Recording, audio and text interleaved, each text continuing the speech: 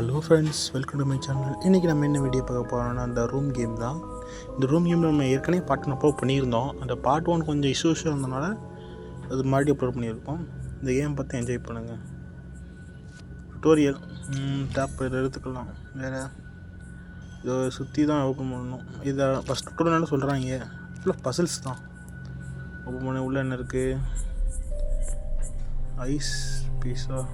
Okay, இது வந்து பார்த்துக்க முடியும்னு நினைக்கிறேன்.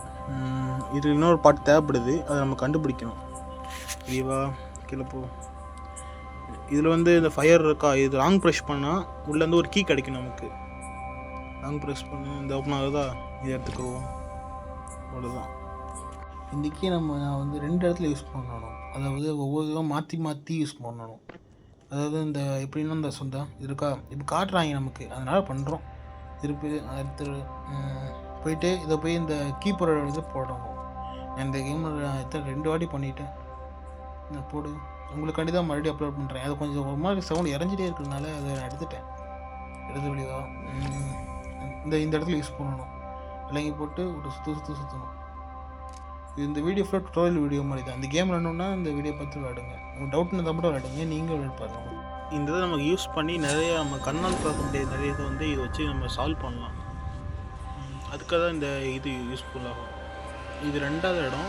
இந்த மொத்தம் இது வந்து எப்படின்னா நீங்கள் விளாண்டாலும் இதே மாதிரி தான் இருக்கும், உங்களுக்கு எதுவுமே மாறாது. அதனால் பார்த்து விளாடுங்க. விளாண்டி அவுட்னா மட்டும் தான் விளாடணும். இந்த பார்த்தீங்களா, இதை வந்து நம்ம சாதா ஐஸில் பார்க்கும்போது நமக்கு கண்ணுக்கு தெரியாது. இந்த ஸ்கோப் மூலியமாக பார்க்கும்போது நமக்கு நல்லா தெரியும்.